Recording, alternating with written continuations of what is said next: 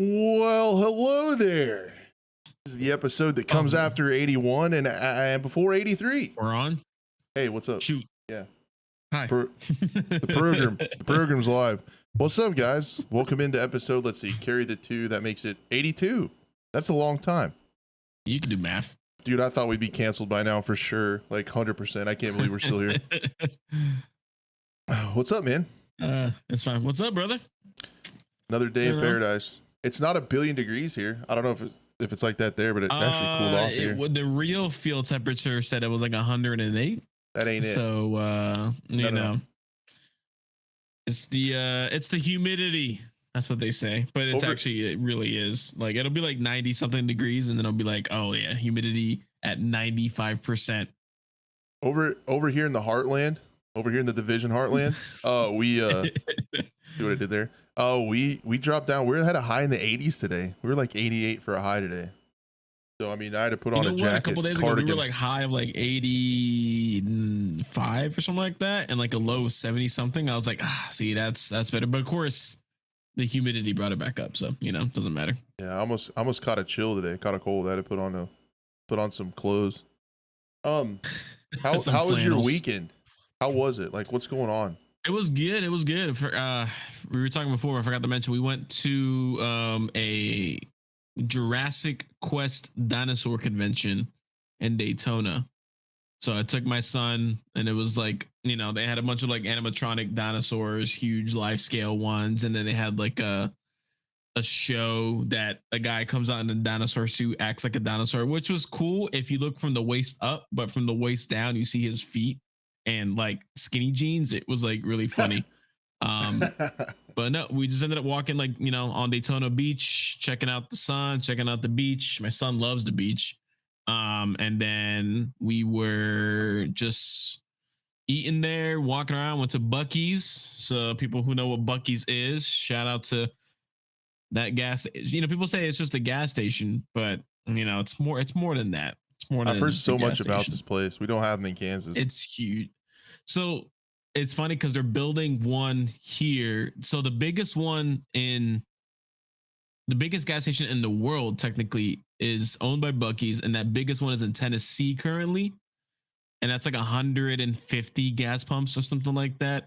Jeez. And the next one that they're building is here near Orlando, and that's going to be like 175 pumps. It's going to be the biggest gas station to exceed that one. They're literally building an exit just for that Buc-ee's. They're probably doing that dinosaur thing as like a tribute to all the fossils that made the gasoline that's going to pump through that thing. Jeez, man. Dude, it's going to be huge, but it's what was it? The food is actually one of the best, and I have to say it's weird, one of the best barbecue spots that you can quickly grab. I've heard that. Yeah, I don't something about we got like pulled pork, we got brisket sandwiches, they got what was it? Potato chips that they make themselves. A sausage on a stick, all kinds of stuff, banana pudding. I'll just live there. Get lost, hang out. You literally could, I mean, you could literally shop for clothes, home decor. You know, you can get, you know, they have giant hide rugs of like cowhide, just huge, for like $300, and you can buy a few of them. Yeah, so I'm gonna have to make a pilgrimage one day and see one of these places. You know what? It's worth.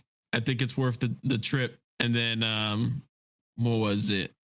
And then we checked out a army surplus store as well too. We were just checking out one of those. Nice. I found like cases. I wanted to buy it so bad, but the wife was in the car, and I want to walk out with like cases of ammo. But there was like tins of Romanian 7.62 by 39. I wouldn't want that. I wanted to grab it on. I would not. That's the thing. It's surplus, it's military surplus ammo, pretty much, and you can't get that nowadays because, you know, Russia banned. Yeah, true. So along those lines, I know I talked about it, and we looked up the rules before we went live. I can't show it to you, but I got a new firearm. I purchased a new firearm this weekend. Was not planning on it, but it's one. It's one that I've been looking for a long time. I could never find it in stock anywhere. and I got a really good deal on it too. It's like everything came together, and I got a new handgun. It's sitting in the chair next to me. I can't touch it. I can't touch it on YouTube Live. You can't handle it. I can't handle it. I can't transport it, but it's right there. Podcast listeners are like, yeah, cool, man. Looks great. What even matter anyways? Exactly. Yeah, I got a Smith & Wesson 6.5 inch barrel, 6.5 inch barrel, 629 44 Magnum revolver. Pretty nice. Sweet. I know if you guys have been listening to the show for a long time, the place where I go bow hunting, we got a little bit of a bear problem. Well, now I don't have a bear problem. Now the bears are going to have a problem with you. Now the bears are going to have a crash problem. So we're going to be okay. But yeah, no, that was really exciting. Played a little bit of Siege when I could. Still hanging out in Emerald. That's probably where I'll end up my whole life, but that's all right. It's pretty cool. Is that what you've been playing lately? Yeah, still doing that. A little bit of BattleBit when I can. And then the rest of it's just been like editing, man. Like editing like crazy for me, and then for Iron's channel. And I got into Aliens Fireteam Elite recently. Just getting back into that, and then it sounds like a mobile game. Right before, people are gonna be so upset. Am I bad? It's not. It's not a mobile game. It's actually really fun, like third person shooter, like a co-op thing. But of course, right before we started the show, I ended up buying Ghost of Tabor, so I'm gonna give that a shot tonight. Run the tutorial, see how it runs, and then hopefully get some raids in. So, VR Tarkov? Did I just ruin a sponsorship deal for you? Calling it a mobile game? I mean, who made this game? I'm joking. Now I'm curious. Is it Ubisoft? I have no idea. No, it's not. No, it's Focus Entertainment and Cold Iron Studios. I don't know. I don't care. All right. I would have been sad. Cool, man. That's a lot of fun. I need to get into some other games. Yeah, just house stuff, man. Just packing. I really need X Defiant to launch, and I need S&D to be in there ASAP before Modern Warfare 3 launches. Because I don't want to buy Modern Warfare 3, but I need to have a fresh bomb mode game. I have a problem. I'm going to do it. I'm not going to pre-order it. There will be no, I don't care. To get him off Rainbow Six. That's what needs to happen. Well, I mean, Rainbow Six is cool, but like, I just want a more chill one it's more approachable. If I want to play with friends and still have that game loop. True. S&D's perfect. X Defiant, Mr. Rubin, please, I'm begging you, save us from Call of Duty. And like I've said before, it's not going to take over Call of Duty, but just have an option, man. It'll be so cool to have an option. Like when you're tired of the bullshit, which we're going to get into very soon, you'll have an option. You'll have like a little refuge place to go to. Are you excited for the aliens that are here in real life? I hadn't talked to you about that last week. It's so funny. Like nobody cares. It's weird, but nobody cares. That's how much people trust the government. Like, because they did that thing. There's like non-human biologics. That could literally be any plant or animal on the planet. So like, yeah, the way they worded it, and it's like you're a whistleblower, but you're only saying a certain amount of things that you want to say. Yeah, you know, it's like, oh, I can't tell you this, but I can tell you this, but I can't tell you this. So which one is it? Are you gonna just blow the whistle, or are you just gonna throw breadcrumbs? He was just kind of breathing into the whistle. He wasn't blowing the whistle. He was just kind of exactly. Yeah. But just from a distance. Yeah, but might have heard it. It's so I just find it funny that every time everyone's like just a bunch of memes everywhere. It's like, oh, but aliens, where's the Epstein's client list? But aliens, it's just I don't know. It's just hilarious. Oh, yeah, there's all kinds of stuff. There's all kinds of stuff going on. We probably should not make this a political podcast, but no, we're not. But it's just always funny that the memes that come out of that. It's like, pay attention. There's aliens. Like, yeah, but what about this? It's like, what about rising gas prices? But aliens. What about that I can't afford a home? But aliens, I don't know. Space. It was just funny. Space. Focus on the space, guys. I will say, if I asked a question to my friends yesterday, I was like, would you take a trip to be one of the first, if you like you knew you were coming back, it was 100% safe, would you take a trip to be one of the first colonizers on Mars and be able to come back and tell your story? Me? Yeah. If you knew you were coming back, you knew you were, it's 100% safe, round trip, free of charge. You don't have to pay anything. It depends on how shitty it but gets you here. have to be, but you have to be one of the first colonizers of Mars. Nah, of course, you don't know what's on the surface. No, I'm good. No, I don't got that many years left. I would go to the moon. I would go to the moon. I wouldn't go to Mars, but I would go to the moon. Yeah, that seems reasonable. That seems like they got the kinks worked out. It seems like the moon, it's a couple months, you know. Yeah, Mars seems still like it's in beta, like early access game, like alpha. Yeah, no, I'm not. I'm not into it. I feel like at the current trajectory, I don't have that long to live left. I'll just finish it out here. It is going to be cool in our lifetime, though, that we're going to see most likely a moon base be started at least. Space I Force. think that's cool. You know, Space Force moon Space base. Force. Space. I don't even know. I don't even think it's technically Space Force. I think it's just NASA. Dang it! I wanted it to be Space Force. I'm in a space shuttle door gunner position. I'll do it. All right. Is it video game time? All right. It is video game time. But first, let's talk about the games. Clip of the day. CO hashtag COTD, guys.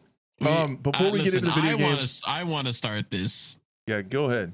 It's up. Yeah, I want to start this. If you guys have very interesting clips on Twitter, I don't know what other platform you guys have, but if you guys got stuff that you want to send it into us, like DM us on Twitter, go for it and we'll show it in the beginning.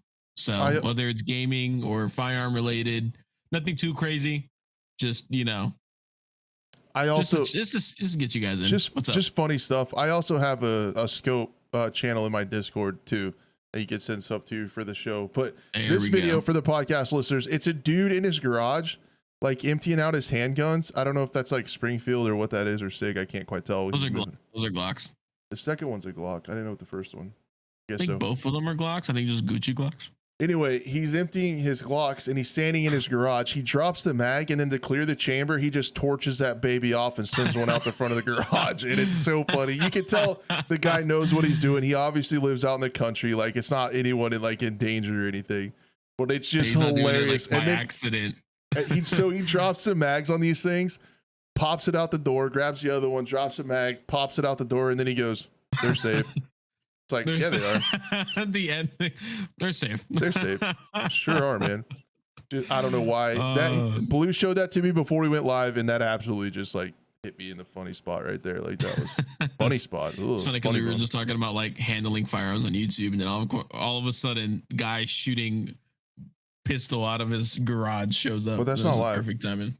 He's kind of my spirit animal because I also have a backstop target in my front yard, and I can shoot out of my front door into my yard. Like, if I just am like feeling it, like I need to shoot something, like, and I got a target out there, we're good. Dude, I've seen people like shoot rounds through their house, but that's because they have the land to do it, and it worries me every time. Like, I know they're probably a good shot, they're not gonna hit like the door frame or anything like that, but just to know that there's like, it was like a 12 gauge slug flying through this man's living room and then hitting the target on the other side. It was just like, whew. I'm not doing that. I'm just not. So anyway, yeah, let's get anyways about guns. That's enough gun stuff. I'm sorry. Let's talk about virtual firearms. Call of Duty Modern Warfare Roman numeral 3, get it right, has been officially shown to release November 10th. The key art is there. You got Makarov in there talking a little bit, allegedly. Doesn't look good for Captain Price. Okay, Captain Price. It's looking a little bit scary for him. I feel like he's going to die in this one, and Modern Warfare is going to be shelved for a long time. I do not know that to be true, but it feels like it. I don't know. If he's killed. Oof. There's not that many people that are really excited about the campaign. Also, thank you to the podcast listeners. I don't know. I didn't say it. I just like to say it. Appreciate you guys. Yeah, so let's talk about Modern Warfare 3, the stuff people actually care about. I don't think it's the campaign, to be honest with you. So what's happening is the thing that's most excited. Blue has been messaging me. He cannot wait to talk about the return of slide canceling. It's one of his favorite things in the video game, and the fact he is so excited. I hate you right now. The fact that they are bringing back a broken mechanic as marketing for the game because people have wanted it for so long, and Dude, they're doing it to market this game. The way they marketed that was so dumb. It was good. That like also the guys that maybe I would have got it, but the way they like showcased it was like the phone battery, and I don't know what people call it, a sandal, a slide, a flip flop, whatever you call it. It was like a phone battery inside the slide, and then you also had like the can. So it was like slide, can, soul, or cell. Cell for the phone, Cell for the phone. So it was just I don't know. I just thought that was a really weird way, and the guys are like looking at it like, "Oh, you found an Easter egg, bro. Modern Warfare sending you, or Activision sending you an Easter egg." It's just like, it's just so weird the way they went about saying that they're slide canceling. Yeah, it's a weird marketing tool. Yeah, I'm not a fan of that, but and it's odd, like the vocal Twitter folks about Call of Duty are amped that slide canceling is coming back and red dots on the mini map. So they've obviously heard people, and they actively chose to like not put that stuff in until the next game and use that as the start of their marketing. Like literally Call of Duty, they're not teasing anything with the story hardly. They're not teasing anything about new maps, new engines or anything, or what's coming to DMZ. They literally started off the marketing campaign by telling people a broken mechanic for movement. I'm not saying I hate it. I'm just saying like it's just what it can be timeline broken are we immediately on? Yeah, it's funny that it's a fixed list for Modern Warfare 2 that's becoming you said the marketing for Modern Warfare 3. So yeah, it's crazy. They heard us. They heard us. Yeah, it's crazy that we're in a timeline that's how they kick off the entire marketing for this multi-billion-dollar game. It's like slide canceling is coming back. It's like, wow, what about anything that actually matters? To my opinion, the stuff that made Modern Warfare 2 feel shitty was not really the lack of slide canceling. I thought the diving was similar to that, like how you could get like out of the way. Slide canceling was annoying to me because it was like a mode of like traversing the map. Like you constantly had to do it to maximize your movement speed, which was really, really annoying. I can do it. I can play that way. I can play fast, but it's exhausting to have to use it to move across the map for that to be how you maximize your movement speed. What made Modern Warfare 2 and also Warzone 2 feel shitty is one, you can't see shit when you're shooting. Between the smoke and when you're getting shot, your screen flashes dark red. Like if you take a frame out of a gunfight, you can't see anything. So the visibility is trash.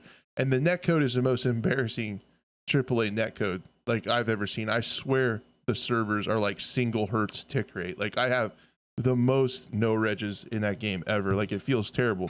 But you go to the store, like if you buy a bundle, that shit's at like 120 hertz, man. Those are on dedicated servers. That store is like, she's snappy, perfect, baby. Runs flawlessly. But yeah, you play the game and the netcode has felt rough. So actually, that's like the thing I would love to hear most. Like if those types of mechanics that make gunfights feel like shit and they feel like RNG. Like they took RNG out of microtransactions when they got rid of the supply drops, but they put the RNG in the damn gunfights. It feels like. I swear, dude. There's just so much going on the screen when you're in a gunfight. You can't see anything. And it's really hard when you're on a mouse player and don't have like the aim assist to help with those micro movements. It's like, it's really hard. What do you think about the other rumors? Let's look at them. One of them is, I think, so just to put a blanket statement on this whole thing, I think the rumors, if true, show this to be one of the most uninspired copy paste we've ever seen from a Call of Duty release. I think it's going to feel almost exactly the same. It's going to be set in the same universe with the same characters, with the same bundles. It's going to feel like a DLC that it was originally intended to be, and it's going to be $70. Anyway, you guys be the judge of that. Let me present to you the facts. From Charlie Intel, the rumors about Modern Warfare Roman numeral 3 will feature Modern Warfare 2 2009 multiplayer maps. So get ready to spend $70 for maps you've already For the played. same maps. Yeah. But they look prettier. Okay. Red They got dots pretty lighting. on the mini map. Now, I have some takes on this. I know a lot of you guys. Welcome to the Boomer Takes podcast. Get off my lawn. The mini map thing, I don't care. It's not going to change anything. People are like, we need red dots on the mini map. It's not going to change anything because then everyone's just going to run suppressors. Like everyone. It's like people are going to stay off the mini map. I kind of liked not having them. It kept your eyes down on the map more often, and it made like other barrel attachments or not barrel attachments viable. It kind of widened the variety of gun customization that you're able to compete with. But if people are playing 6v6 and search and destroy, every single person is going to run a suppressor and ghost, and that's so they stay off the map and they're quiet footsteps. I don't think it's going to change much. Reload cancel returns. I'm okay with that. The stage reloads were a little bit annoying. I thought that was needed. I always got into those moments where I was like, I wish I kind of had reload cancel, especially if I had to switch to my secondary real quick. So. Yeah, it does suck, especially in S&D when shit's hitting the fan and you already started reload and you can't stop out of it. You have to switch to your secondary. And when you switch, yeah, I'm cool with that. Slide cancel returns. I already talked about that. I think slide cancel is okay for me as long as it's balanced with when your gun comes up and it doesn't reset tac sprint. So it's not the preferred mode of movement, because I like literally going to wear out the C key on my keyboard, and people like wearing out the buttons on their controllers, just constantly sliding tac sprint. To have that be the best way to move around the map was irritating. And then Ninja returns as a perk. Again, people get excited about that. It just means like everybody's going to run it. Something we've had before. Yep. Look at the old ones. They'll tell you. Perk will be gear. This one's interesting. It seems more visual than actually changing the game. It seems just kind of like a UI upgrade, but like depending on what gear you decide to wear, that's how your perks fit into your character. War mode will return.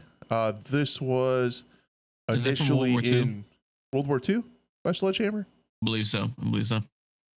I never played Call of Duty World War II, so I skipped that one completely. It was PvP. So if you're a Battlefield fan, think of Grand Operations on a tiny scale. So it was that's what I've heard it was. Yeah. It's like you're operations, pushing each other back and forth. Yeah. Mm-hmm. Yeah. So you got on like an attack defense side.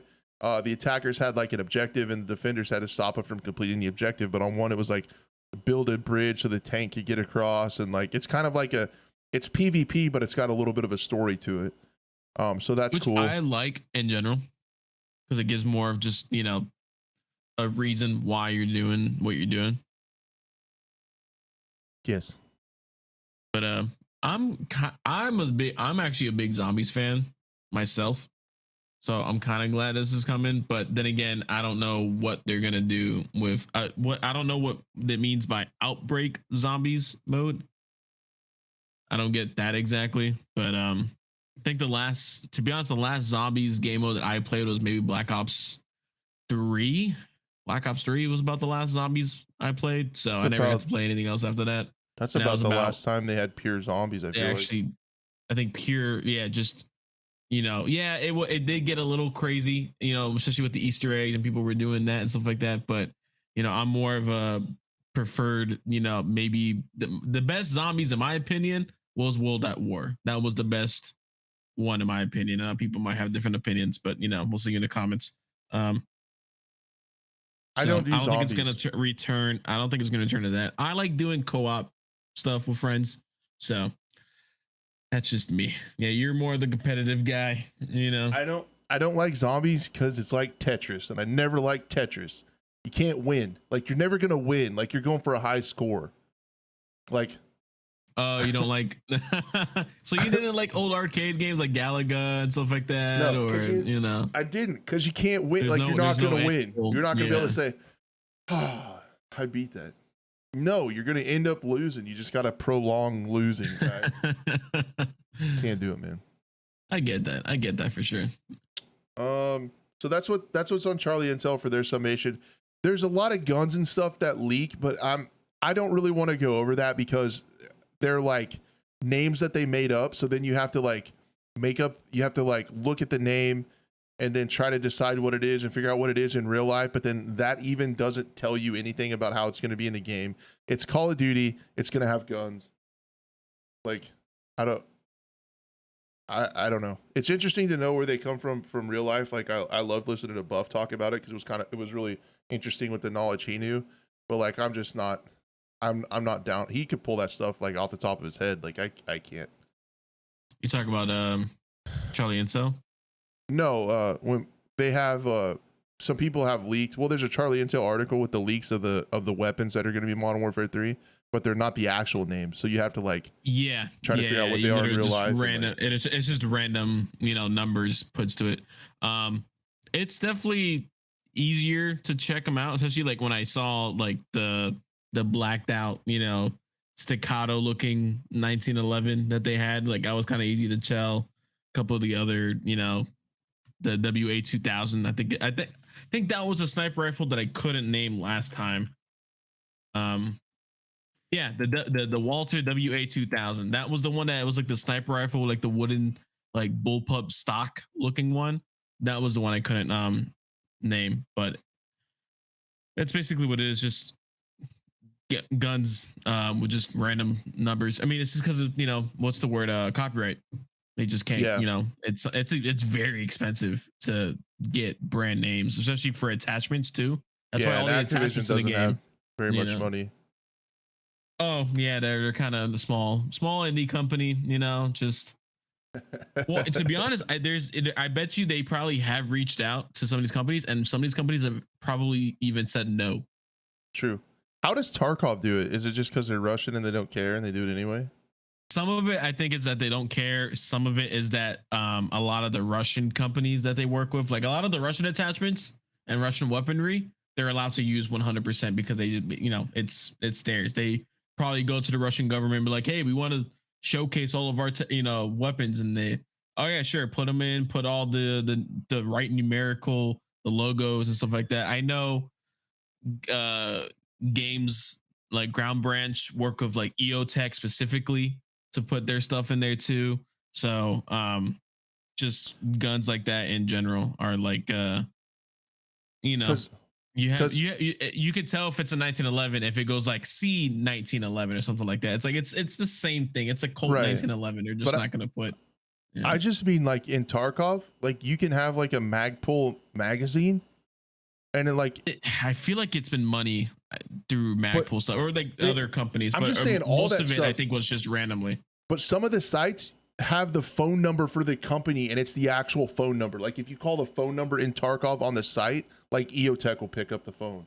Like that's interesting. I wonder if they just said F it. Like that's what I think, because they're in Russia and like maybe there's like different laws and they can just they can do whatever they want, I guess. Maybe potentially. Maybe.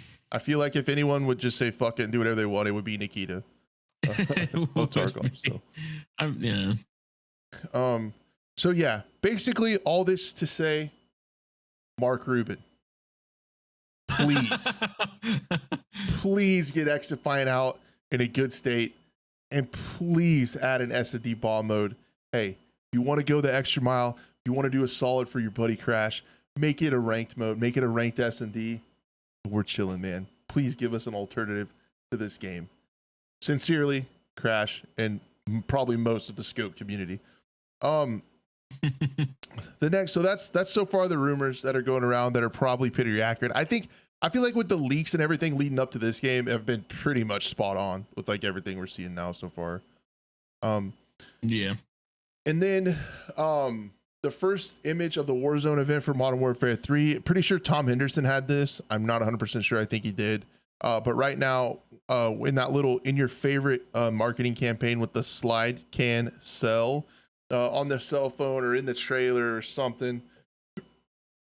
Take that back. Start over. I'm old. In that reveal artwork, there was a phone number. If you text it, allegedly, it starts this whole event thing. So you can see the observatory on Al Mazrah. They're going to reveal the game within the in Warzone. The other thing, some of the final thoughts on this game. Like I said, you're gonna have recycled 2009 maps.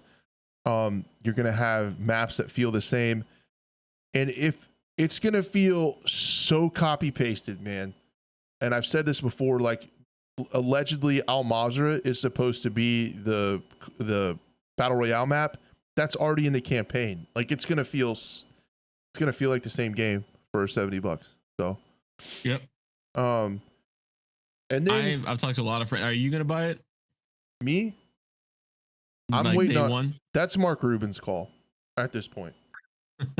So that's up to Mark if I buy it or not. But I'm definitely not pre-ordering it. I'm not buying any special edition. I know too many friends that are. I say don't buy it at all, in my opinion. But I know a lot of people that are gonna buy it just because it's the next Call of Duty. Yeah. The other thing that could potentially keep me from buying it, I really don't want to buy it, man. The other thing that could keep me from buying it is CS:GO 2. I think I'd like to. I've never CS2, been a CS:GO CS:GO fan. Just the way the game. I mean, it's popular for a reason. I'm just not a fan of the way the recoil patterns are and just the way you move and shoot in that game. I just really want. You guys know I'll quit saying it. I just want like a Rainbow Six Siege. Good S&D mode. You just want S&D. You want a competitive game mode that, yeah, like you said, your friends could just hop in, get a couple rounds in, move on. I want a simple bomb game. S&D is like the best AAA experience for that right now. So I would literally, it pains me like to buy this game. On top of that, I'm literally buying the game for one mode within the game. It's so bad. It's so bad. Someone else, come on, please. Mark. Come on, man. Come on. Mark. Here's the good stuff.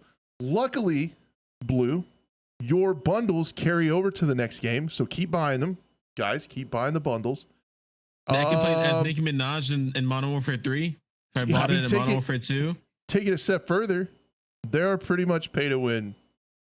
Like it's even farther than the DMZ ones. Check out these sites on screen. Podcast listeners, let me describe it for you. On the left is the standard holotherm.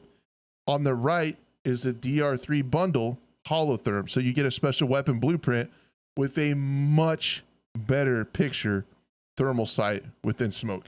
Even with YouTube compression, some of you guys watching at home, bless you, cannot see the person, the enemy combatant on the left. I'm looking at it just through the live stream, and it's so hard to see the silhouette line of the one on the left, and then the one. It's just to help the audio listeners for someone looking at it at the first time.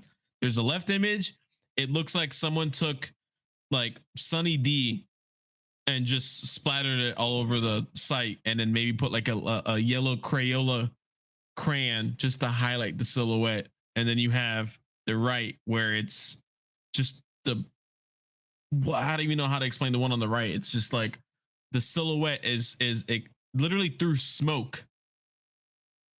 I can see the full body silhouette through smoke, clear as day, and as a black and red silhouette. I just can't. And is that like a skin bundle that like, so it changes like the way, okay, I see.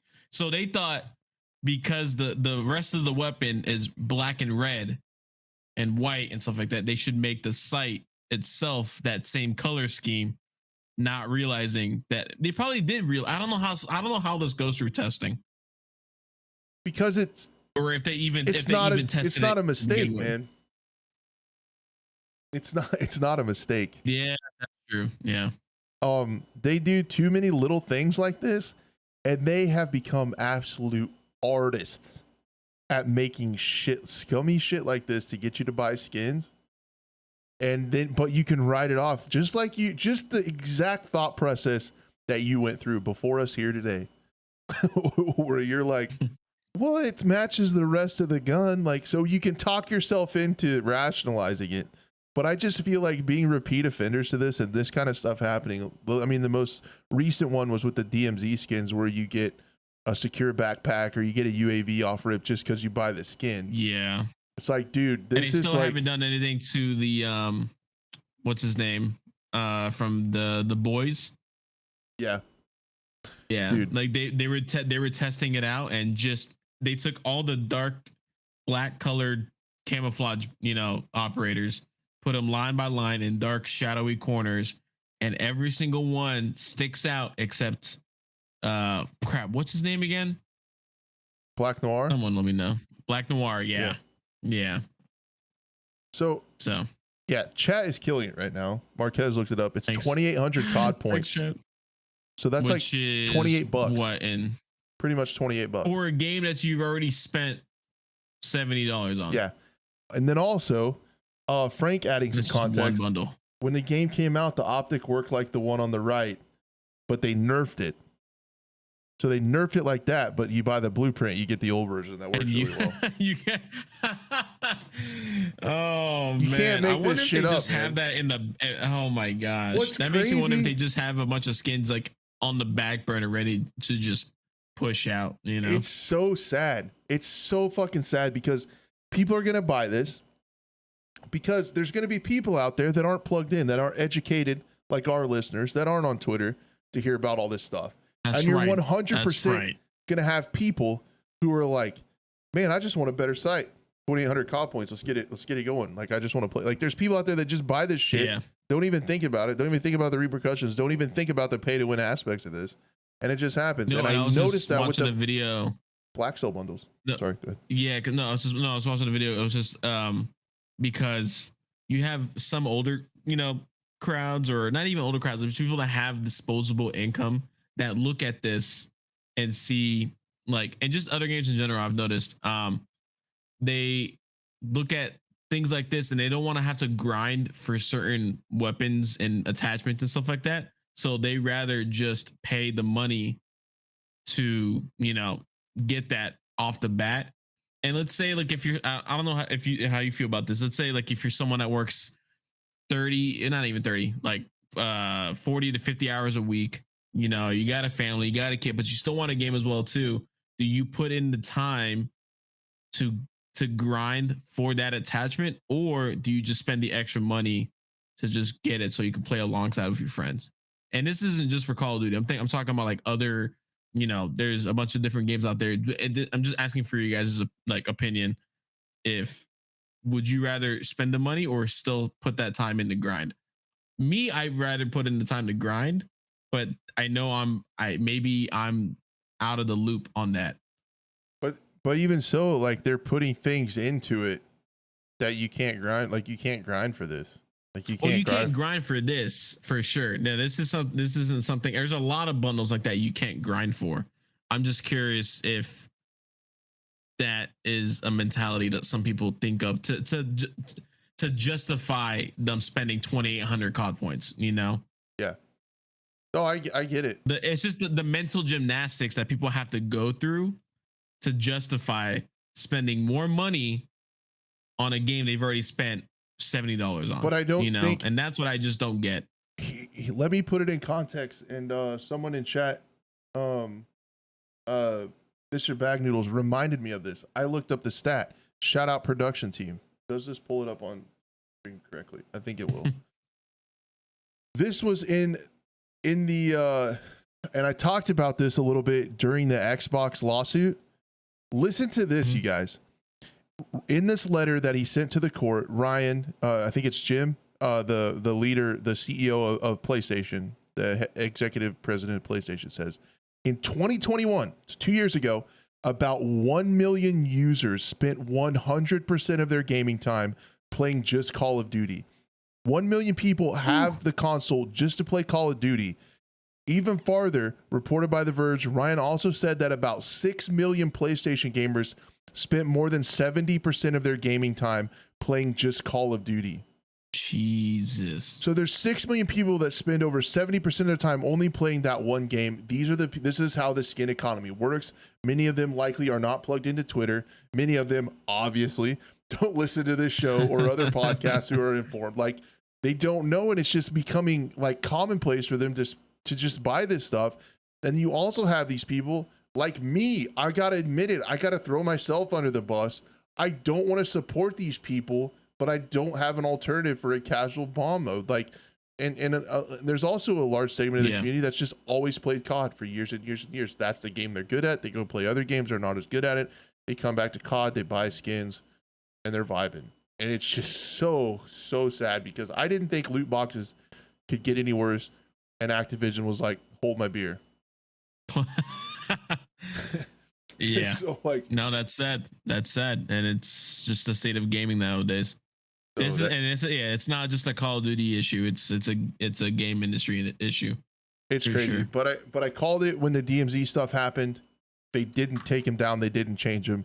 They're going to keep seeing what they can get away with as far as pay to win, because you got to think with this side alone and that many players, how much money they make from doing one little edgy thing like this, like, right? Like we're creeping up on pay to win, and how many millions and hundreds of millions of dollars they make just by doing this. You're going to continue to see it happen until people vote with their wallets. And when you have like a massive group of people, like I'm talking about here with 6 million people only playing this game, I don't see an end to it. I see it continuing to get worse. They need that. In order for them to realize the error of their ways, they need that 6 million to say, hey, I'm not going to spend that much money anymore. But that's not going to happen. Yeah, so I was gonna say, you don't see it happening, do you? Because I don't. No, not at all. Not at all. Yeah. Yeah, because imagine that's the only game you play with your friends, and you all hype each other up just to buy the next skin bundle. So there you are. Keep listening to the scope, please. All right. Get your friends here. We'll educate them. It'll be great. We'll sort it out. Fine. But yeah, and then that just leads us full circle to XDefiant, please. And like I said, not saying it's going to take over COD, it's going to make COD change anything. It's just going to give educated people an opportunity to have a different game, an alternative. So there you go. Okay. Nice. All right. Covered that. Don't buy the game. Always gets us hyped. Don't buy the game. Crash. I have a problem. It all depends on Mark. I need help. Mark, it's in your core, dude. It's up to you. Cool. So let's talk about a positive game. Let's get a little more positive around here, okay? You're getting a little gloomy on me. Let's talk about Battlebit. New update. Doing cool things. Battlebit's killing it. If you wonder how to run a large multiplayer sandbox shooter, ask Battlebit. They'll show you. Dice, how to run one. Who said that? So update 2.0 is live. What is new? Bandage healing. This is awesome. So usage of bandage on yourself will give you 40 HP no matter what class you are. So it would work where only you could stop bleeding. Now you get 40 HP no matter your class. Because in my opinion, if you're an infantry player, as of the last time I played on those medics, dude, there's no reason to play any other class, because seriously, you can use ARs, SMGs, you can heal yourself, you can heal others, you can do everything like that, but you can also like blow up tanks. You can do stuff an engineer can do, because you can throw C4 like Tom Brady, like, so you can blow up vehicles too. Yeah. So like I think there needs to be like some kind of like stim as well too for health. Yeah, it would be sweet. And it sounds like they're feeling that, like how strong medics are, and then they're getting it switched a little bit to where others can do that, and you can be more self-sufficient and do more lone wolfing with other classes. Not crazy. The medics are still needed because you're going to get 40 HP, but you might get in another gunfight, another kill or two, just to get revived in general. If you're in the shit. Yep, 100%. 2 map reworks, so that's cool. They're reworking district and map expansion to Wine Paradise, which is cool. It looks really cool on here. They're already doing reworks faster than what's so funny looking at the way Battlebit promotes their game. It's in the same fonts and same color as 2042. It's the same color as 20. Yeah, it is. It's really similar. They know what they're doing with this. Like, true. So class adjustments, you got engineer gets more XP for vehicle destruction, and assaults can use the ranger vest. So kind of getting those classes kind of more into their wheelhouse, giving them buffs to do their respective jobs. You see that on there. What's the other thing? Remove squad auto lock. That's cool. It did have a working squad management system at launch. So that's pretty hype. Progression. So now when you make a new squad, it's not auto locked. Okay. Yep. Progression improvements to might make it feel a little bit more linear. Progression will ease after level 15 to keep consistent time to level up. Just some changes there. And then you have community server testing, which I think is huge. Community servers are going to be awesome for that community to keep going. Fear the Siege, the RCB is here. So a new attack boat is here. A powerful gunship for naval combat. It looks exactly like the one from Battlefield 4. Right.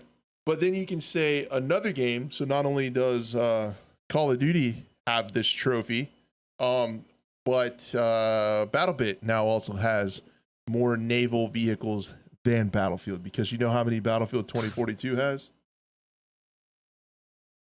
0. Zip. None. Even though, which ironically, if we're just kind of talking a little bit of shit here, it's really funny that Call of Duty, like the loading screen was the Exodus. Like everything launches, like all the menu and stuff, from a giant boat. But there are 0 naval vehicles in the game. Yep. I remember when that first came out. Yeah. It's just that's kind of funny to me. But yeah, community servers, they're working on weapon balance, the Vector ACR, AK5C, SG550 tweaks. Assaults can now use PDWs and DMR weapon types to give it more flexibility to assault. Squad auto lock. They adjusted some other maps too. Just really see to capture the flag improvements. And then of course the barbed wire buildables. Yep. One soon. Looks like support and engineers are able to build barbed wire to slow people down. You know what though? I made a video talking about if graphics matter. As much as I love what Battlebit's doing, and as much as I believe in the team and that other games should look at, especially Battlefield, EA DICE should look at Battlebit and be like, oh, this is what you guys want. You know, especially what happened with recently I think was it the creator of the specialist system came out. Yeah. And what he said is like, people just didn't understand the specialist system. That's literally his words. But for me, I think I like graphics. I got spoiled over the years, but I prefer a game to look a little bit better than just blocky textures. I know it's not a bad looking game because there's definitely some cool lighting, especially when the rain's happening and the fog, and it just looks very atmospheric and immersive. But for me, and then I go look at the beauty of, especially like Battlefield 1. Like that game looks amazing even to this day. And I think it's still one of the best looking Battlefield games ever. And then I go to, I play this. I'm just like, I wish I had that with the gameplay that we have in Battlebit, you know? It's true. I get it. I feel you. So keep going. I had something to say and it's gone. Dang. Oh, no. I'm actually going to give DICE a little bit of slack here. Okay. Flip this, whatever. Giving slack. I'm giving DICE a little bit of slack here because I think that quote was taken out of context. He said that players didn't know how to use the specialist. I think that big quote that everyone's throwing around was taken up and out of that article. I think he was talking about Was it out of context? I think it was a little bit out of context because I think he was insinuating that they didn't do a good job of putting them into class systems that people could see and making it obvious. I really think he was trying to take the blame there and not be like that. So I think that was taken a little bit out of context. If not, DICE, you can't be like that. Like you can't have that self-centered, like we can't do anything wrong, it's everybody else's fault. Like you need to take.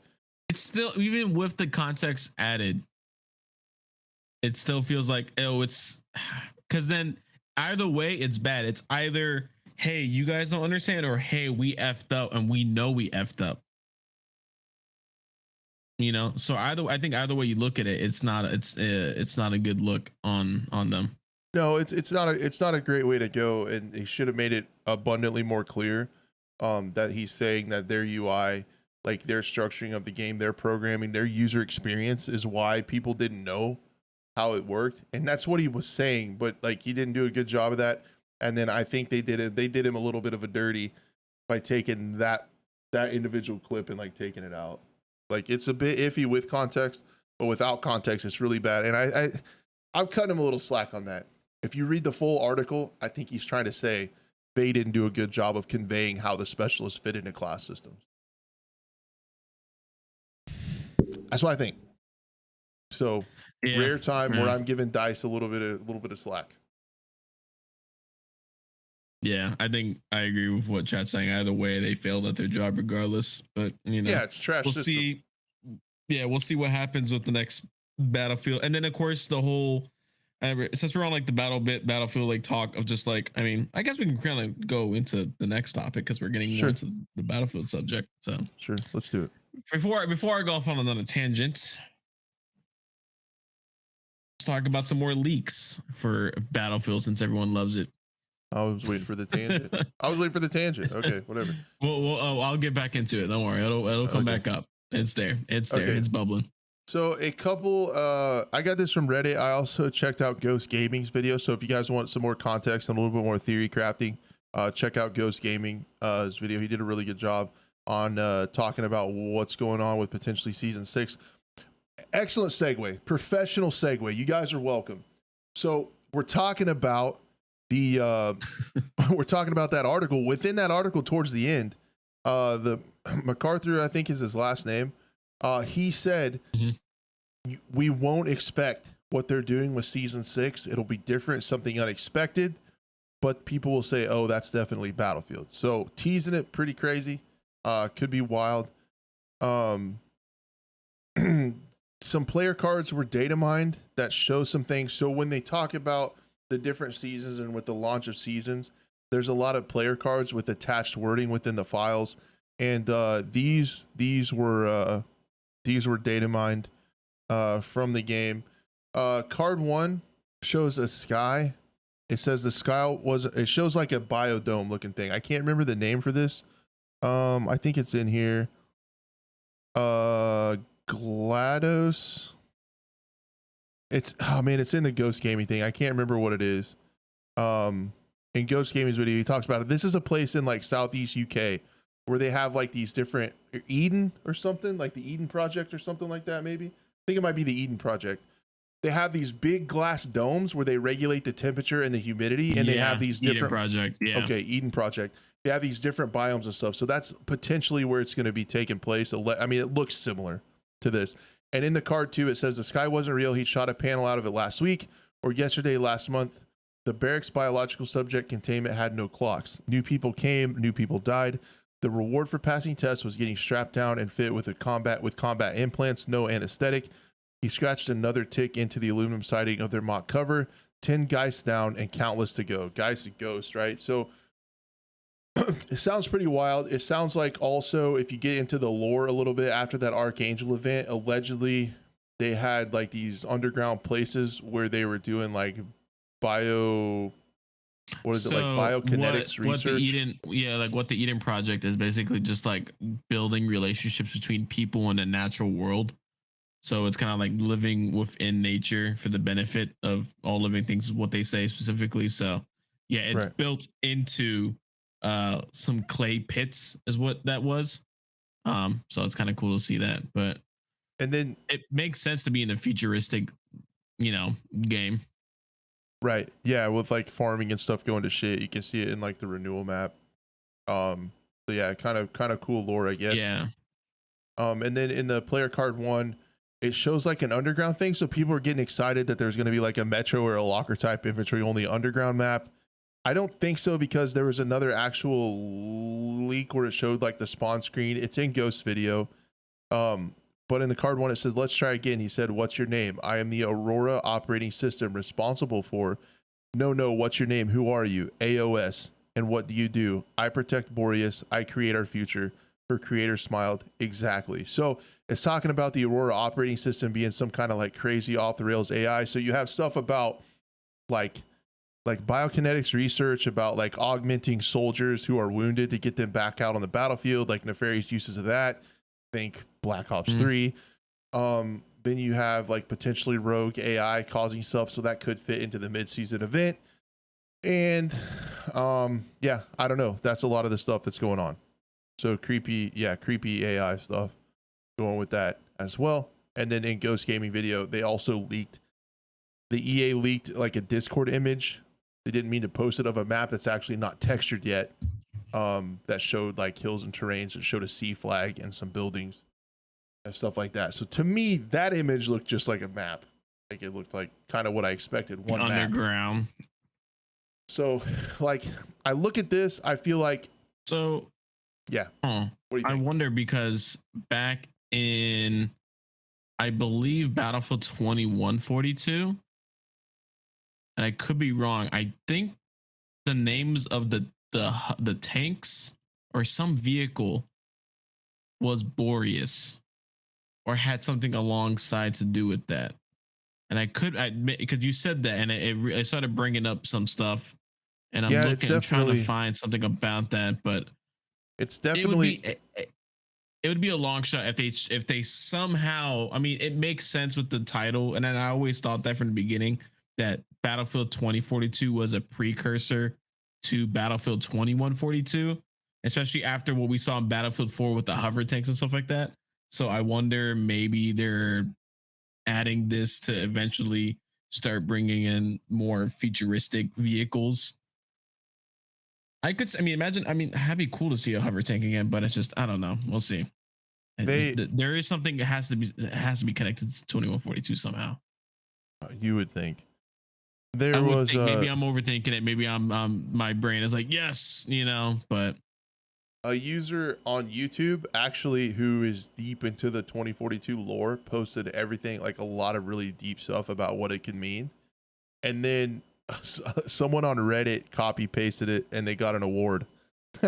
Somebody copy pasted the comment. No, and literally took out who it was from and copy pasted work. Yeah, that sucks, man. It kind of sucks, but you can see to the leaked player cards, given everything on those playing cards, I think it's clear that season 6 map will be the underground base where Boreas and his team runs the Warriors Reborn initiative. Why do I say underground? It's because the never back down player card, it alludes to Archangel Legion and their assets will continue west to a place far below. This would also line up with the fake sky mentioned as one of the leaked player cards. The base is where Boreas carries out the modifications of injured soldiers, and where the enhanced soldiers will train when their newfound abilities. So yeah, what they mean by that is warriors that have been enhanced with prosthetics and exoskeletons and just stuff like that to become super soldiers almost. Nice. Much as I don't like 2042, I enjoy the lore.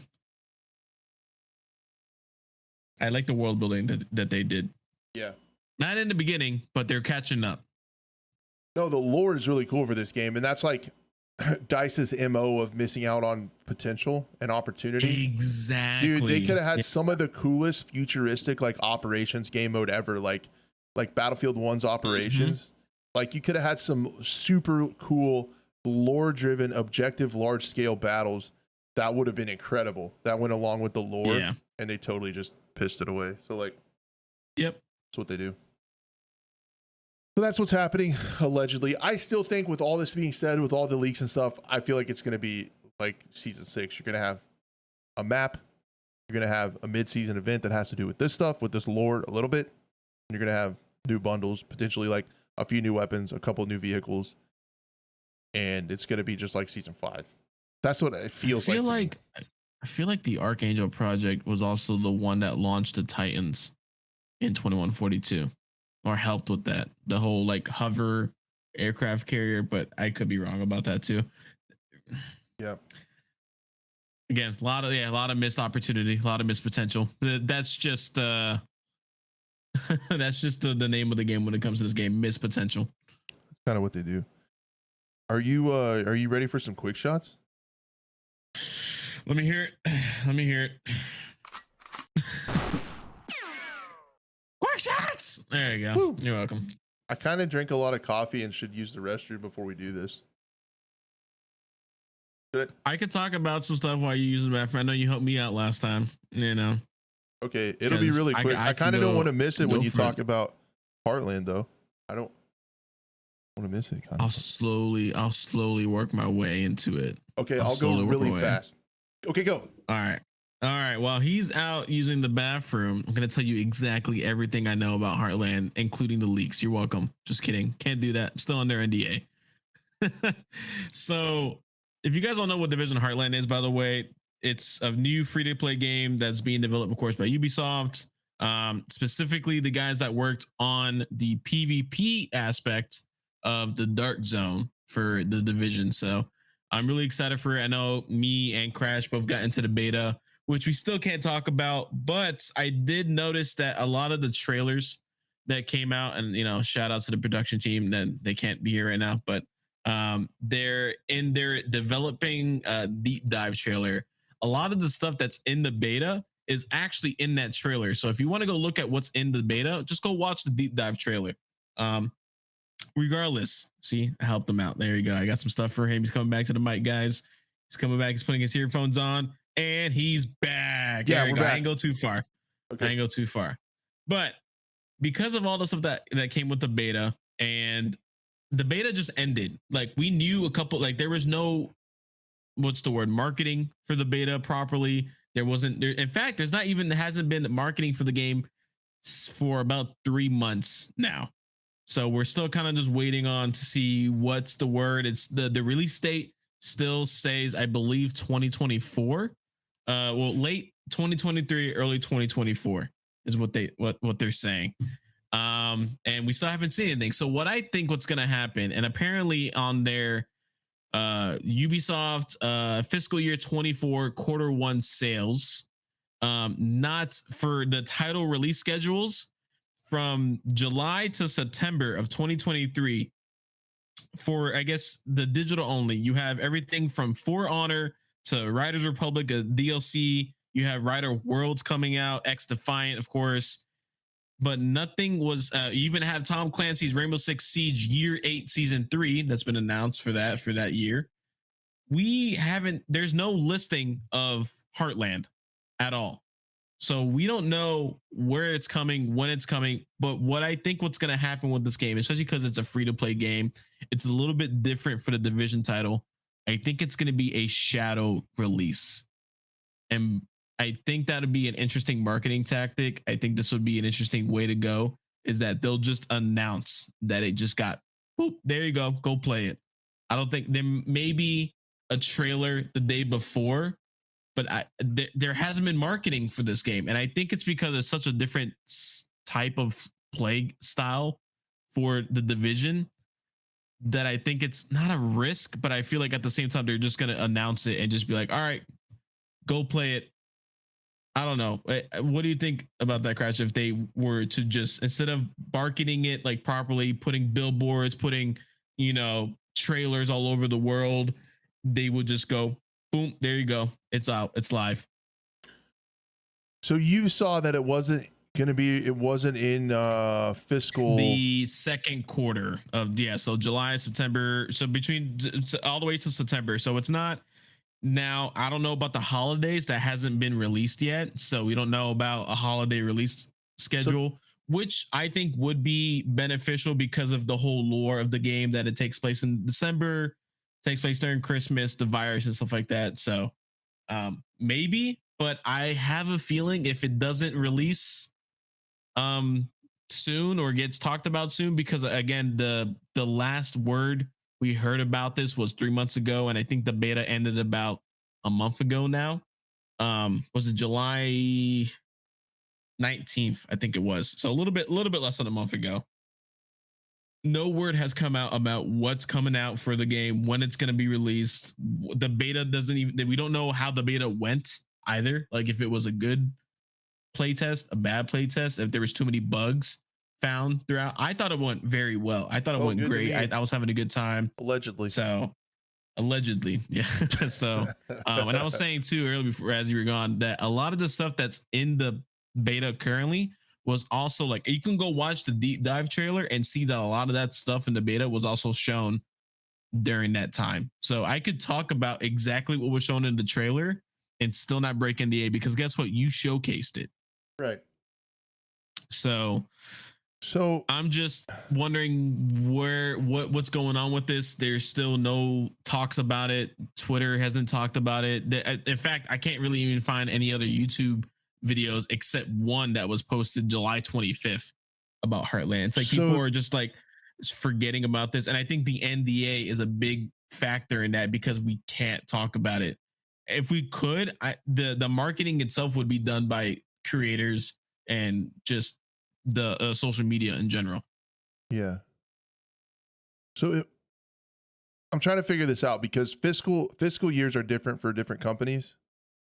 So it wasn't on the report. So when does the fiscal year 24 end? It's in May. Yeah, I would have to see. I mean, they had a conference call July 20th, and that even then Q1. They're still. That was Q1 exactly. So, again, even with Q3 and Q4 coming up, I just don't know. There's in all of those earning calls and stuff like that, there hasn't been a mention other than the beta playtest. That was it. Huh. So there's still no mention of Heartland whatsoever. There's a mention of Rainbow Six Mobile. There's a mention of Resurgence for mobile as well too. So, but nothing about Heartland. And I have a feeling because of that, it's gonna get released sometime early next year. I'm hoping for this year because I just really want to play it as a gamer. But if I had to be honest with myself, I could see that either it being shadow dropped again. That's still a theory that I'm working out. And I'm going to look into it more. I feel like that could be an issue, or not an issue, but the way they go with this, which I think would actually be better because I think that if it's a shadow drop, then the word of mouth will spread and marketing will take off from YouTube videos and stuff like that. And I think that would make it a better, almost a release, but then, or it could just completely fall flat on its face. It gets released, no one knows about it, and it just and then they go, all right, well then people didn't care about this, we'll pull the plug on it. So I don't know. It could be that could be a Ubisoft move as well. I think shadow dropping has a propensity to work better for free to play games, where it's like exactly. Just go check it out. That was my thought too. It's free to play, exactly. So yeah. I still think, yeah, if it just gets released randomly and they put a tweet out, as Marquez says, like 3:00 in the morning, people will go, oh, there it is, and all of a sudden, it'll go out there. I think because of how well the game performed, in my opinion, during the beta and how people enjoyed it from everyone that I talked to, especially the people that I talked to who were like proper Division players. Some of them were on the fence, actually. Some of them, like, I think, I don't know. Maybe I want to mention his name, but basically he's a big Division creator and he's been playing it forever. And he's like, I'm on the fence about Heartland. So I think some people just need to get used to the way this game plays compared to the Division, which is more of an extraction survival shooter than it is meta builds and, tier loots. I mean, you have specific tier loots, but you won't have like, the whole, this set gives you this much, ammo or whatever it is nowadays.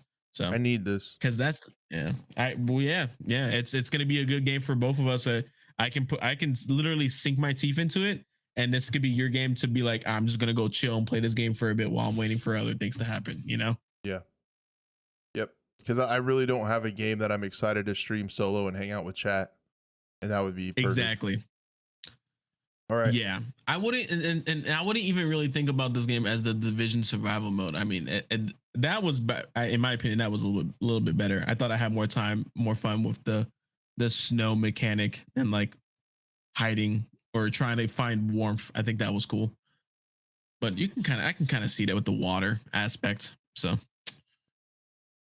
Yep, that's about it for that quick shot. I don't know if you got another one. You got another quick shot? Ow. Yeah, I do. Rainbow Six has started to tease the reveal for next season. So that's pretty hype for me. Okay. Brace yourselves for a surprise that will shake up the breach, and it shows a green light glowing through a window breach. The new season of Rainbow Six Siege will be unveiled live on Sunday, August 13th. So a week from Sunday. The new season, and you'll be able to watch the full reveal of everything coming with the next season. Within this teaser, I can't tell you exactly what's going on. That green glow makes me wonder if they're doing something with synths, Sense is the operator that throws down a little wheel and it puts up a light wall, like the one operator that puts up the light wall in Valorant. But that's what it tells me with the green glow. I'm not sure if this is like a surprise rework to Sense, or if it's the new operator has something to do with like hot breaching or something like that. So I don't know.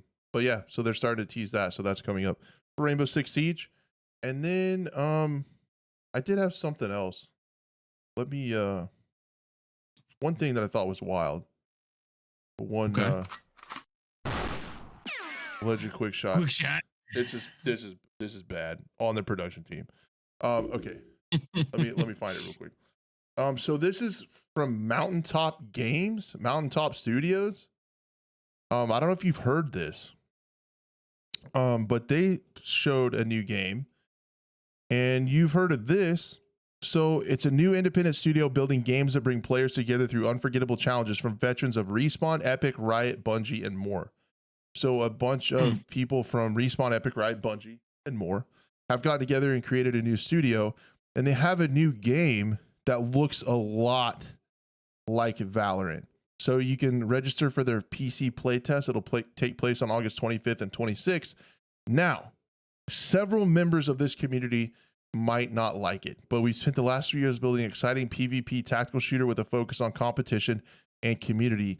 To me, what it looks like is a little bit of a Valorant with traditional ADS mechanics. One of the reasons I didn't get into Valorant, I'm not a huge fan of the setting. I can get over that if the game's good. It sounds like Valorant has a lot of awesome balancing, really cool netcode, like stuff that's really good to have in tactical shooters, but I never played CSGO, so that non-ADSing mechanic I never got really used to. This looks like a Valorant that you actually ADS. The concept art. However, I think it's like cell shaded anime. I think it's a lot of anime like type looking stuff. So it really is Valorant 3. I don't mind cell shaded. I know, what was it? Borderlands was always a fun game, and it had that cell shade look to it.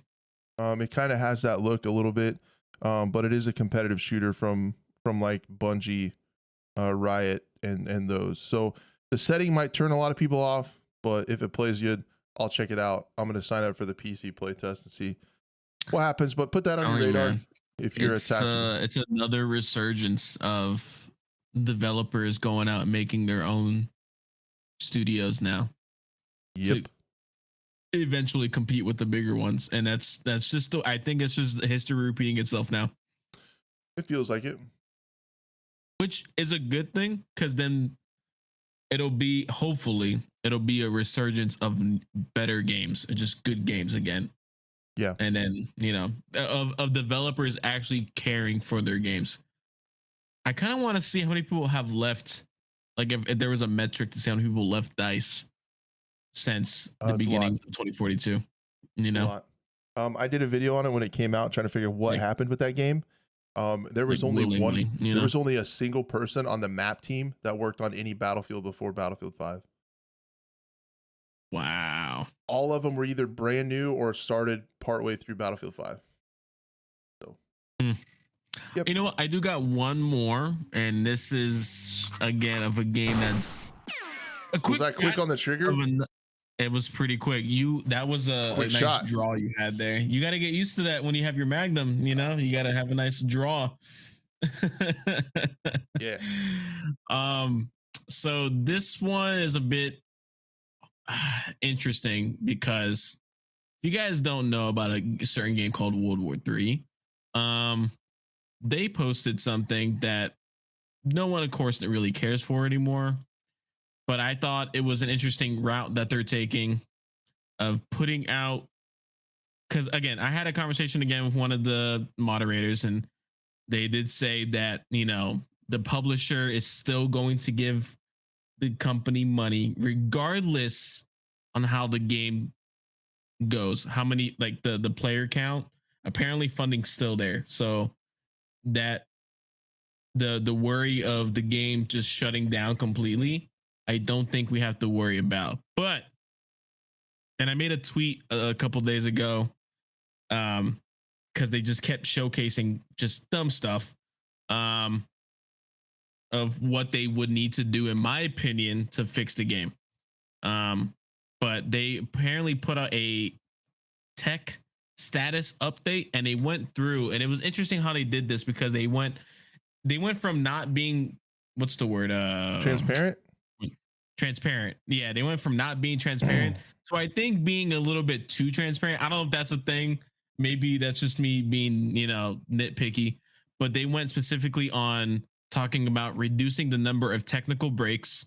So they said, and I'll just read it verbatim here. To say what, and this is just one out of like 1, 2, 3, 4, 5, 6, 7, 8, 9 tech status updates they put in this one article.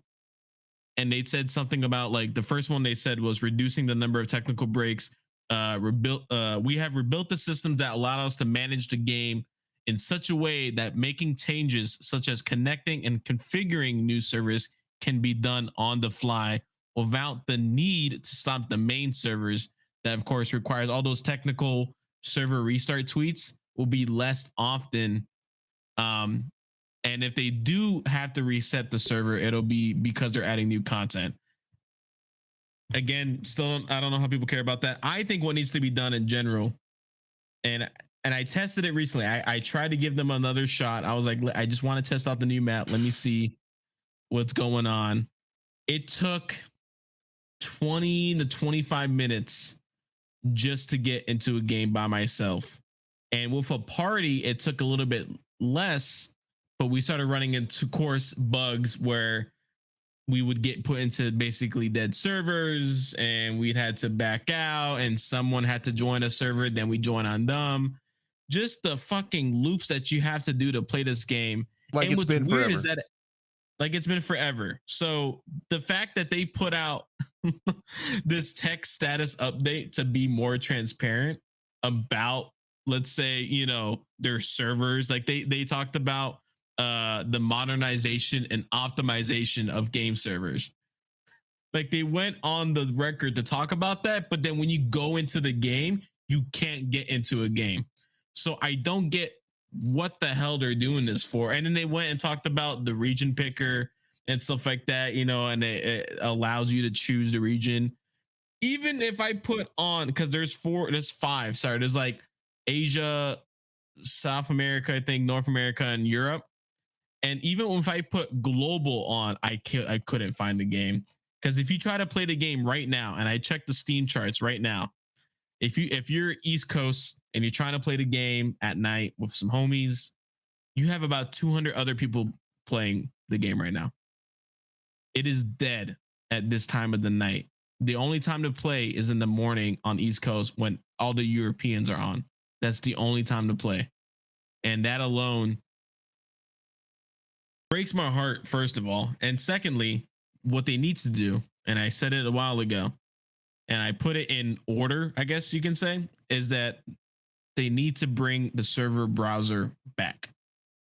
That alone could help some of the issues of, like, not getting to a game. Because I think what's happening right now is that it's in a dead loop where it can basically be, people look at the game, they go, hey, it's not working, or there's no one playing it. Why would I play it? So it's, even though people get into the game, they can't even get into a game. So people think, a lot of people, I see this all over Twitter, all over YouTube comments, and just people, what was it? Merc Music, I think, or is his name one of the bigger Call of Duty? Yeah. He made a video on World War III, and 9 times out of 10, people were commenting, I've never heard of this game, or, oh, I've heard this game has horrible server issues. So the people who haven't heard about this game would go in to check it out themselves and realize the game is broken. So it's, or it's a low player count. Why would I join a game that has a low player count? So it's just a never ending cycle of it being continuously dead the entire time. So what I thought would need to be fixed, what would help, is, of course, the server browser coming back, which was already in the game before prior, which I think publishers have too much say, especially my games. I think what they've done to different games such as Warface are horrible, but I think they had too much say in order for the Farm 51 to have funding, for instance.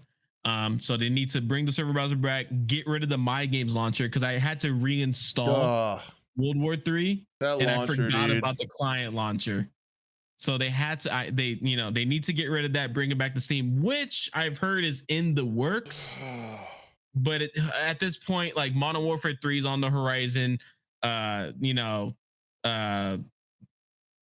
am I forgetting? X Defiant is on the horizon. Not even Battlebit. Battlebit, I think, is a different genre because World War 3 is more like smaller teams. It's not 200 people on the same server, but you have that. Also, I talked about and I'm gonna make a video about it, like the dupe that we had on that trailer of not getting an S&D game mode. Yeah. The fact that you haven't had a rush game mode, even though you had it in the original game. September next month, we're getting, or they're getting. I'm not even saying we. I don't want to put I don't want to be a part of that really. They're getting their recon game mode back in a form of a new game mode called HVT, which could maybe bring back players because that's like a more competitive game mode. That's more of like a battle royale extraction type game mode from the last time. So maybe, I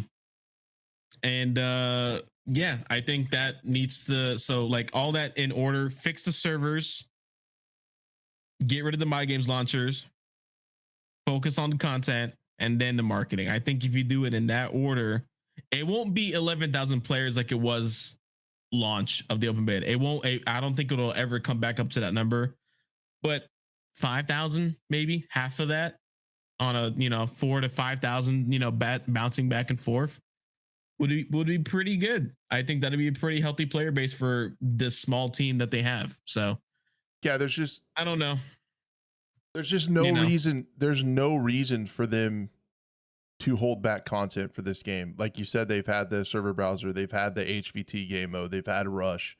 Like, why are you holding back content? Like, that's what you do when you have a massive player base and you're trying to keep them going along. You need everything you can to get this game to turn it around. Just and launch it completely, yeah. To go along with the server issues you've had, I've played this game off and on and tried to play this game since 2018 when it first launched, and it's had so many opportunities to catch people. There has never been a single time in all those years I've tried to play this game where I have not had a hell of a time getting in a match and had netcode issues and server issues and login issues and party system issues. For 5 years, off and on. I've never logged into that game and not had problems. And I kept talking to the community manager, and he was like, "Yeah, I don't think Camille, the creative director, I don't think he'll ever worry about player counts." What he said. So I was like, I don't know how I feel about that, man. I think you should worry about the player count. I would. So, yeah, but I don't make video games. I make horribly mediocre podcasts. So here we are. Oh man, but that was it. I just wanted to, I figured it was out there. The fact that they went out of their way to put the whole status update thing was just really, guys. You guys do not. I've been saying this from day one. They do not know how to read the room. Yep. So. Yep. Cool. Man, we covered everything. Now. We killed it. Again, somehow, even on just leaks and rumors and potential, we squeezed the show out of this. We are the kings. Rumors. We're the kings of potential. You guys are so welcome. But yeah. Other than that, I think I'm gonna go get some pizza. Dude, I'm starving to death. I will say, Marquez hungry. Just asked real quick, how many seasons do you think Battlefield 2042 will go? I'm waiting for any one of them to be the last. I'll say season 6. What do you? I forgot to ask that about earlier too. We were on the Battlefield subject. What do you think about the whole next Battlefield being a reimagination of the franchise, of the whole platform era? Which I think that's what they tried to do with 2042. It's going to be even more integrated. So what I think is going to happen based on my video when I listened to the earnings call, Mhm. first off, in the earnings call, they didn't even consider Battlefield as an active live service. What they're going to try to do is, and this is one of the reasons they canceled Battlefield Mobile, they're going to have the single player experience. They're going to by Ridgeline. They're going to have the multiplayer experience. So I Die Sweden. They're going to have a different fourth. I'll get to it in a minute. Why I'm saying fourth, a fourth experience made by Ripple Effect. It's going to be like a different Battlefield experience, like a extraction game or a BR by them. And then they're going to have a mobile game. So that's going to be your 4 different things you're going to have. They're all going to be connected on one ecosystem. I'm not sure how that'll be happening, but basically what it's going to be is like cross progression on like the battle pass. The store bundles will carry across and potential cross play against like PC and console across the different games and stuff like that. So they're going to, the mobile shut down. But one of the reasons, if you read the interviews, was because they realized that they didn't want the mobile game to be standalone. They didn't want it to be its own thing. They want everything to be in a connected ecosystem. So basically, their reimagining is they're going to try to keep all 4 experiences connected to the store, to the bundles, to the battle pass. So not. So you can progress your battle pass and earn the in-game currency in the multiplayer game. You can go take a massive shit and play on your mobile phone and still work on your battle pass while you're taking a dump. And then like just so it's all connected together and all under the same thing. Now, let's say if they did that and they made a good Battlefield game that kind of went back to the roots, but they still had that ecosystem, would you play it? Yeah. As would everybody.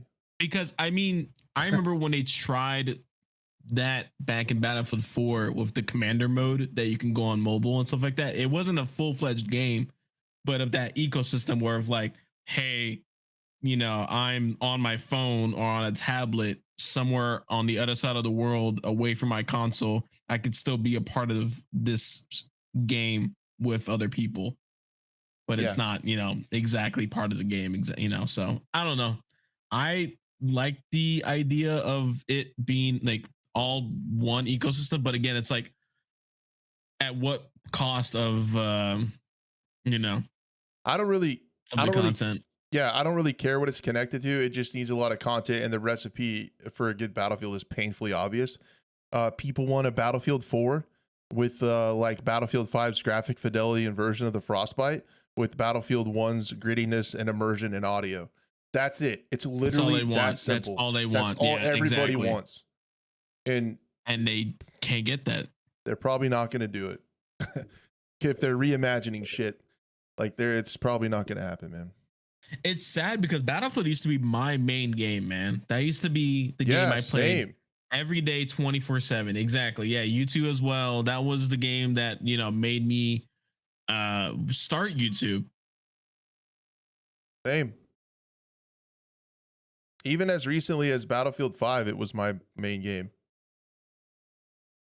Yeah, Battlefield 5 was when I stopped, only because of that just atrocious, you know, launch. I think that's when I saw the beginning of the end for Battlefield, in my opinion. As much as I will give credit where credit's due, they didn't improve it towards the end. I think one day, you know, when Iwo Jima came out, I think that was also they realized the trailer marketing mistake that they made in the beginning, and when they fixed that in the Asian Pacific trailer, like that was.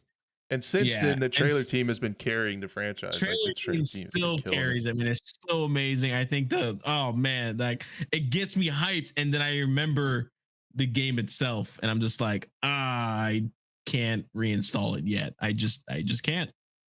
Yep. So, well, it is supper time for me. I'm starving to death, guys. I might pass out. I'm hungry. Don't pass out. Thank you guys so much for being here. Podcast listeners going up every week. Everybody coming by here is awesome.